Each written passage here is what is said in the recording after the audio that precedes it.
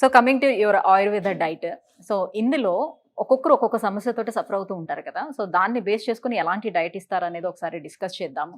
So ఈ రోజుల్లోని stress లేకుండా ఎవరూ లేరు. ఈ స్ట్రెస్ మూలంగా నిద్రలేని రాత్రులు కూడా చాలా మంది గడుపుతున్నారు కాబట్టి, సో ఆ నిద్రలేని సమస్యతో ఎవరైతే బాధపడుతున్నారో అలాంటి వాళ్ళకి ఎలాంటి డైట్, ఎందుకంటే చాలా చిట్కాలు పాపం వాళ్ళు ఫాలో అవుతూ ఉంటారు, దేని యూజ్ ఉండదు చెప్తూ ఉంటారు. సో మీ దగ్గర అలాంటి వాళ్ళకి ఎలాంటి డైట్ ఉంటుంది? డెఫినెట్లీ హెర్బల్ టీస్ ఒకటి, ప్రాణాయామం. మీరు అన్నట్టు నా నుంచి యోగాని మీరు చేయలేరు. ఓన్లీ డైట్ ఉన్నా మీకు ఏదో ఒకటి ఇవ్వాల్సిందే. యోగాలో టిప్స్, అనులోమ్ విలోమ్ ప్రాణాయామం పంపిస్తాను తప్పకుండా. ఈ ఓన్లీ డైట్ ఉన్న వాళ్ళకి కూడా ఒక్క ప్రాణాయామం చేసుకుంటాను. బ్రీతింగ్ టెక్నిక్ అనులోమ్ విలోమ్ సుజిత గారు స్ట్రెస్ కి ది బెస్ట్ పని చేయగలుగుతుంది. అండ్ పడుకునే ముందు భ్రమరీ ప్రాణాయామం జస్ట్ 5 rounds తీసుకుంటాం. లో బీపీ ఉంటే తీసుకోకూడదు, బట్ అదర్ దాన్ దట్ తీసుకోవచ్చు. ప్రెగ్నెన్సీలో తీసుకోరాదు, అదర్ దాన్ దట్ ఇంకా హ్యాపీలు తీసుకోవచ్చు హ్యాపీగా. సో 5 rounds ఆఫ్ భ్రమరీ చెప్తాం. లేదా అనులోమ్ విలోమ్ ఇంకా మోస్ట్ సేఫ్, ఇంకా నాకు ఏం లేదు ఓపిక అనుకుంటే అనులోమ్ విలోమ్. అండ్ ఇంకా పడుకునే ముందు కాళ్ళు వాష్ చేసుకుని నువ్వుల నూనెతో పాదాలు మసాజ్ చేసుకొని, నువ్వుల నూనెనే యూజ్ చేస్తాం ఇక్కడ. కొంచెం వార్మ్ చేసుకోవచ్చు మీకు ఇంకా బాగా నిద్ర పట్టాలంటే. పాలు మంచి మిల్క్ దొరికితే హాఫ్ పాలు హాఫ్ వాటర్ వేసి ఫుల్ బాయిల్ చేసుకొని దాంట్లోనే కొంచెం pepper, just pinch of turmeric అలా వేసుకొని తీసుకుంటాం ½ an hour before sleeping. Brahmi powder అని దొరుకుతుంది, అది మన దగ్గరకు వచ్చినప్పుడు మనమే చెప్తాం, అది అట్లా ఇష్టం వచ్చినట్టు కొనుక్కుని కాదు. సో 1/4 teaspoonతో స్టార్ట్ చేస్తాము. ఇట్లా రకరకాలు ఉంటాయి అన్నమాట. చిన్నగా very safe to use herbal teas, yoga techniques, legs of the wall విపరీతకరాని అంటాం. ఇప్పుడు ఇది ఇన్ఫర్టిలిటీ ఇష్యూస్ ఉన్న, పీసీఓడి ఉన్న, స్ట్రెస్ కైనా ఇవన్నిటికీ చాలా మంచిది. సో జస్ట్ ఇలా పడుకుంటాం, కాళ్ళు గోడకేసేస్తాం అనమాట. ఇది కూడా బాగా రిలాక్స్ గా చేస్తుంది. సో అట్లా కూడా మంచి నిద్ర పడుతుంది మనకి. సో ఇట్లా ఇన్ని టెక్నిక్స్ ఉంటాయి. సో అలా చేయడం వల్ల రక్త ప్రసరణ మంచిగా అవుతుంది, బ్లడ్ ఫ్లో అనేది బాగుంటుంది. టువర్డ్స్ యువర్ పెల్విక్ కూడా మంచిగా ఉంటుంది కదా బ్లడ్ ఫ్లో. సో అట్లా మైండ్ కూడా చాలా కామ్ అనిపిస్తుంది అనమాట ఆపోజిషన్ లో. దాని విపరీతకరాని అంటాం మనం. సో ఇట్లా రకరకాల టెక్నిక్స్ ఉంటాయి. మీరు కూర్చున్న దగ్గరే కొన్ని ఆసనాస్ చేసుకోవచ్చు. జస్ట్ మనం కాళ్ళని హక్ చేసుకుంటాం కదా పడుకొని, సో జస్ట్ అక్కడ అటు ఇటు తీసుకుంటాం. ఆనంద బాలాసన అంటారు. కాళ్ళు చిన్న పిల్లలు, పుట్టిన పిల్లలు అప్పుడు 3 నెలల పిల్లలు ఉన్నప్పుడు కాళ్ళు వాళ్ళు టోస్ పట్టుకొని పైకి, సో దాని ఆనంద బాలాసన అది చేస్తాం. అది హ్యాపీ హార్మోన్స్ రిలీజ్ చేస్తాం అనమాట ఆ ఆసన. సో అట్లాంటివి చిన్న టెక్నిక్స్, ఇట్లాంటి ఆసనాస్తో పాటు నేను అన్నట్టుగా ఈ హెర్బల్ టీస్ ఇవన్నీ చాలా బాగా పనిచేస్తాయి నిద్ర సరిగా పట్టడానికి. అండ్ డైట్ వచ్చేసి ఏంటంటే ఫుడ్లో ఎప్పుడైనా మనం చేస్తే, చాలా మంది చేస్తే మనకు కూడా తెలుసు, ఇప్పుడు ఎవరు చేస్తున్నారు వాళ్ళకు కూడా తెలుసు. Late night sleeping, late night food తినడము. అంటే ఇప్పుడు 9:30 10కి తింటారు. 10కి మీరు ఎంత మంచి ఫుడ్ తిన్నా అది అంత పెద్ద మంచి ఫుడ్ లాగా రాదు, అంతేనా కదా. ఇప్పుడు మధ్యాహ్నం 12 o'clockకి మీరు ది బెస్ట్ ఫుడ్ తిన్నారు. ఇప్పుడు ఆయుర్వేదాలో కిచిడికి బాగా ఇంపార్టెన్స్ ఇస్తాం. సో మీరు అదే కిచిడి తీసుకునే దాంతో పాటు దాని టైం కూడా ఇంపార్టెంట్, చాలా ఇంపార్టెంట్. సో నేను 12కి రాత్రి తీసుకున్న దానికి 7కి తీసుకున్న దానికి డిఫరెన్స్ ఉంటుంది. సో ఎర్లీ డిన్నర్ తర్వాత ఒక 10 to 15 minutes వాక్, ఇక్కడే మీకు చాలా చేంజ్ ఉంటుంది అనమాట ఈ 2 చిన్న విషయాలతో. ఇప్పుడు చాలా మంది సాఫ్ట్వేర్ ఎంప్లాయీస్ మిమ్మల్ని ఎక్కువగా అప్రోచ్ అవ్వడం జరుగుతూ ఉంటుంది. ఎందుకంటే వాళ్ళ ఫుడ్ టైమింగ్స్ బాగుండవు, స్లీప్ టైమింగ్స్ కూడా బాగుండవు కదా. సో వాళ్ళకు ఉన్నటువంటి ఆ వర్క్స్ టైమింగ్స్ కూడా అలానే ఉంటాయి కదా. మరి ఎట్లా కరెక్ట్ చేస్తారు వాళ్ళకి అక్కడ వస్తలేదు సుజిత గారి ప్రాబ్లమ్. ఐటీ ఎంప్లాయీస్ కూడా they're able to have their dinner early, తినగలుగుతున్నారు ముందే. ఇట్లాంటివి బాగానే ఫాలో అవుతారు. వాళ్ళతో ఎక్కడ ప్రాబ్లమ్ వస్తుందంటే స్లీప్, నిద్ర, స్ట్రెస్ ఎక్కువ ఉంటుంది. కూర్చొని ఉంటారు కాబట్టి వాళ్ళకి డిఫరెంట్ టైప్ ఆఫ్ ప్రాబ్లమ్స్ వస్తాయి. పెల్విక్ సైడ్ అసలు బ్లడ్ ఫ్లోనే సరిగ్గా ఉండక అబ్బాయిల్లోనేమో ఇట్లాంటి ఇష్యూస్ వస్తాయి. స్పర్మ్ కౌంట్ తగ్గడము, లేదా ఇంకేదైనా ఈ లిబిడో తగ్గడం. ఇట్లా అమ్మాయిల్లోనేమో ఇట్లా పీసీఓడి ఇట్లాంటి ఇష్యూస్ వస్తాయి. సో పెయిన్స్ ఎక్కువగా వస్తూ ఉంటాయి వాళ్ళకి, బ్యాక్ పెయిన్, స్పాండిలైటిస్. వీళ్ళతోటి కంప్లీట్ డిఫరెంట్ ఉంటుంది అనమాట మన అప్రోచ్. ఎర్లీ డిన్నర్స్ ఏమని చేస్తున్నారు, వాళ్ళతోటి ఈ టెన్షన్ ఏమి ఉండట్లేదు. ఎందుకంటే మనం మార్చలేం సుజిత గారు. ఇప్పుడు నన్ను మీరు అడిగినట్టే చాలా మంది అడుగుతారు, night shift, rotational shifts, circadian rhythm అన్న కాన్సెప్ట్ ని మనం కనిపెట్టింది కాదు. అది ఉన్నది మనం చదువుకొని నేను మీకు చెప్తున్నాను అంతే. సో ఇది మనం కనిపెట్టింది కాదు. సో నేచర్ కి తగ్గట్టు, మన నేచర్ మీద పుట్టలేదు. నేచర్ లో మనం ఒక భాగం, నేచర్లోనే కలిసిపోతాం లాస్ట్కి.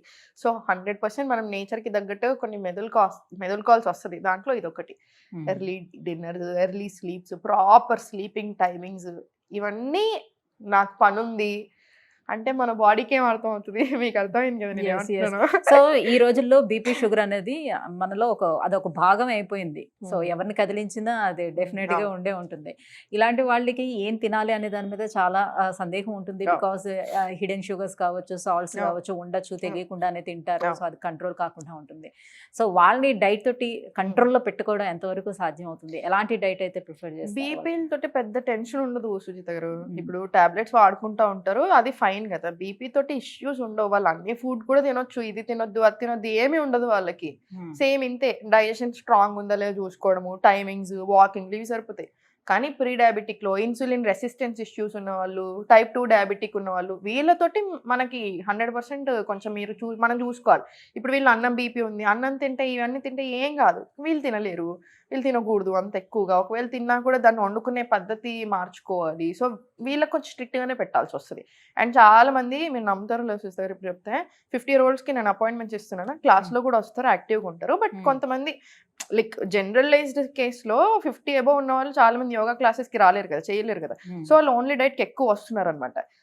నేను ఇప్పుడు 20s 30s అన్నీ చూశాను కదా, 20s 30s 40sలో ఉన్న వాళ్ళు 100లో చూశాను నేను, ప్రీ డయాబెటిక్ అండ్ డయాబెటిక్ 100లో 100స్లో చూశాను నెంబర్.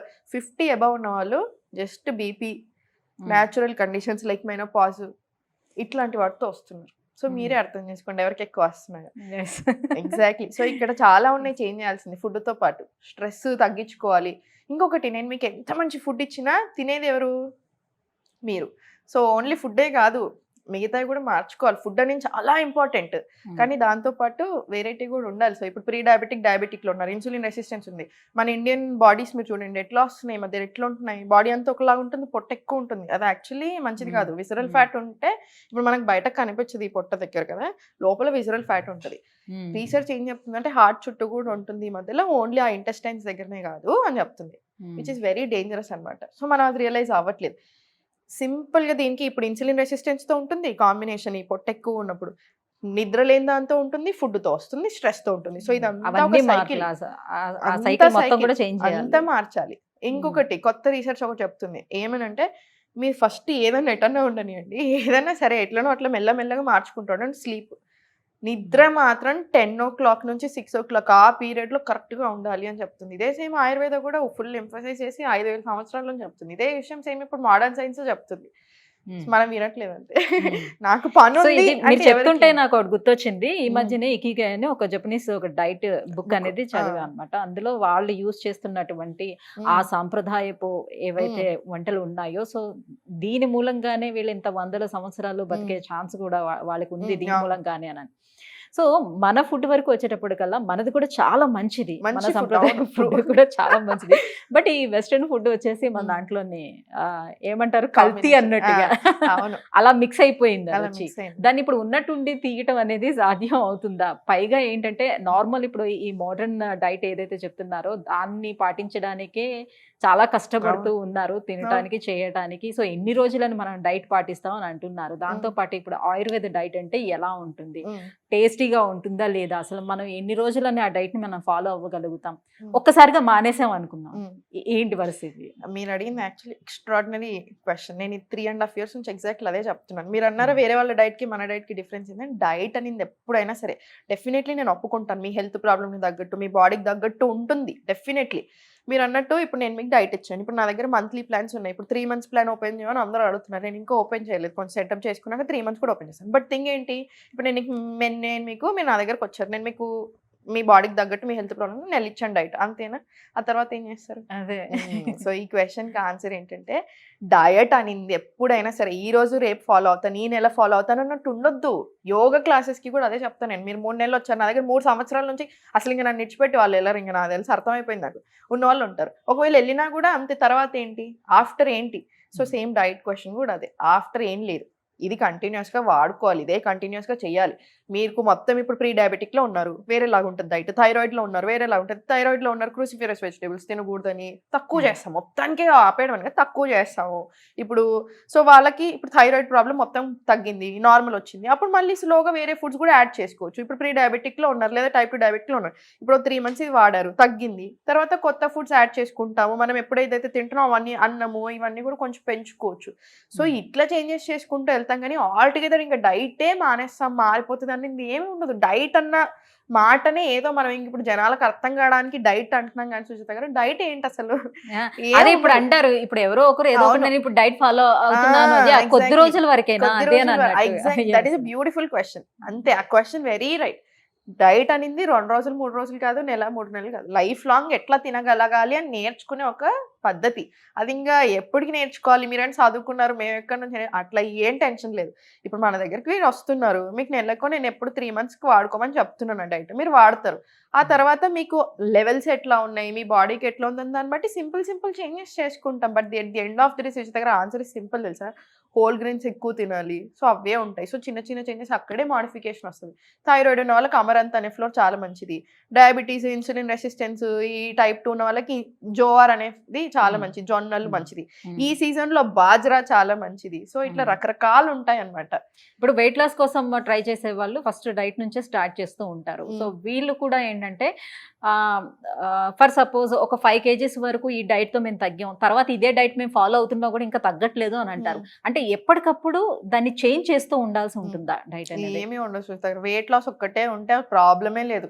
వెయిట్ లాస్ ఒక్కటే కావాలనుకుంటే it's very easy. Fat loss ఏమో మంచిగా మీరు యాక్టివ్ ఉండండి, ఫుడ్ కొంచెం తక్కువ చేసి కరెక్ట్గా న్యూట్రిషియస్ ఫుడ్ తీసుకోండి, ఏం డెఫిషియన్సీస్ లేకుండా చూసుకోండి చాలు. It's very easy game. అట్లా మెయింటెనెన్స్ డైట్ ఏది ఉండదు. మెయింటెనెన్స్ డైట్ అంటే ఏంటి మళ్ళీ అదర్ క్వశ్చన్. మెయింటెనెన్స్ డైట్ ఏంటి అంటే ఇప్పుడు నేను ఒకటి తిన్నాను తర్వాత మళ్ళీ మెయింటెనెన్స్ ఏంటి? మెయింటెనెన్స్ ఏం లేదు, లైఫ్ లాంగ్ చేసుకునేదే మెయింటెనెన్స్. లైఫ్ లాంగ్ అంతా ఇప్పుడు మీకు ఒక హెల్త్ ప్రాబ్లం తగ్గింది, సింపుల్ ఆన్సర్ చెప్పాలంటే మీరు థైరాయిడ్లో ఉన్నారు, తగ్గింది. వెయిట్ లాస్లో ఉన్నారు, తగ్గారు. అది ఇంకా త్రూ అవుట్ ద లైఫ్ ఎట్లా మెయింటైన్ చేస్తున్నాం అనేది ఆన్సర్. ఇప్పుడు ఈ ప్రాసెస్లో మనం ఒకసారి బయట న్యూ ఇయర్ వచ్చింది, సంక్రాంతి వస్తుంది, నెక్స్ట్ ఉగాది వస్తుంది, నెక్స్ట్ ఇంకో పండుగ వస్తుంది, ఇంకా బయట తినమా లేదా ఇంట్లో తినమా? తింటాం కదా బయటకు ఇవన్నీ వెరీ కామన్. ఇప్పుడు మీ దగ్గరికి వచ్చే వాళ్ళు అడుగుతారు, నేను ఎక్కువగా టూర్స్ కి వెళ్తూ ఉంటాను, ఈ డైట్ నేను ఎలా కంటిన్యూ చేసుకుంటూ వెళ్తాను. పర్ఫెక్ట్. అక్కడికి వెళ్ళినప్పుడు అక్కడికి దగ్గర అంటారు 4-5 రోజులు ఎంజాయ్ చేయడానికి వెళ్తున్నాం, మళ్ళీ ఈ స్ట్రెస్ ఎందుకు అక్కడికి క్యారీ చేస్తున్నారు? ఇదంతా ఎక్కడి నుంచి వచ్చిందంటే ఈ ఇన్ఫ్లుయెన్స్ అనమాట. డైట్ అనేది ఎట్లా ఉండాలి, డైట్ అని ఓహో నేను ఇట్లా ఒక 1 నెల రోజులు చేస్తాను లేదా 3 నెలలు చేస్తాను, ఇదే టెన్షన్. అంటే బయట తినకూడదు, ఈ పదార్థాలు తినకూడదు. ఇప్పుడు నేను ఇంట్లో ఏదైనా ఎవరైనా చేసుకుంటుంటే నేను వెళ్ళి అక్కడ ఒక సైడ్ కూర్చొని ఇట్లా చేశారు, అది ఎట్లా పాసిబుల్? స్టిల్ ఇప్పటికీ అందరూ ఉంటే డైట్ లో లేదు, నాకు ఆ కేక్ వద్దు, నేను డైట్ లో ఉన్నాను, నాకు కాఫీ వద్దు, టీ వద్దు. ప్రాబ్లం ఏంటంటే నేను డైట్ లో ఉన్నాను ఇమాజిన్ చేసుకొని ఎక్కడికైనా వెళ్తే నాకేం పెట్టట్లేదు. బెటరా బాబు, తింటాను నేను, తక్కువ తింటాను అంతే, పెట్టండి ఎందుకు పెట్టరు అని అంటాను. అందుకనే అదొకటి నేర్చుకునే పద్ధతి చూసిన ఎలా తినాలి అని నేర్చుకొని ఆబ్వియస్లీ బయటకు వెళ్తాం, ఫ్యామిలీతో బయటకు వెళ్ళాలని ఉండదా, బయట తినాలని ఉండదా, ఇన్ని రకాల రుచులు వచ్చాయి. ఇప్పుడు ఎక్కడికైనా వెళ్ళేటప్పుడు తక్కువ తినేవాళ్ళు లేదనంటే అసలు తినకుండే ఉండే వాళ్ళని చూసేటప్పుడు చేసే ఫస్ట్ క్వశ్చన్ డైట్ లో ఉన్నారా, what is the diet? Actually అసలు ఇంకా డైట్ అనేది గుడ్ థింగ్ కదా, గుడ్ ఫుడ్ తింటున్నాం. ఇప్పుడు ఫ్రాంక్లీ స్పీకింగ్ నేను ఇప్పుడు కేక్ వద్దన్నాను అంటే తినకపోవడం అనేది డైట్ లాగా వస్తుంది, డైట్ లాగా వస్తుంది కదా. ఇప్పుడు నేనే ఉన్నాను, ఇప్పుడు నేను కేక్ తినని అన్నారు అని అన్నారు అనుకో, అబ్బా ఇది కేక్ తినదంట లోపల అనుకోని మీరు వెళ్ళారు. థింగ్ ఏంటంటే ఇక్కడ ఇది మంచి విషయమే. ఇప్పుడు నేను కేక్ తినకపోవడం అనేది బ్యూటిఫుల్ విషయం, బట్ మీకు చూసే వాళ్ళకి వా అని కూడా అనిపించవచ్చు. సెకండ్ విషయం, కొంచెం తిన్నా ఏం కాదు. థింగ్ ఏంటంటే రోజు నేను ఇంకా అదే ప్రాసెస్డ్ ఫుడ్ తినడం.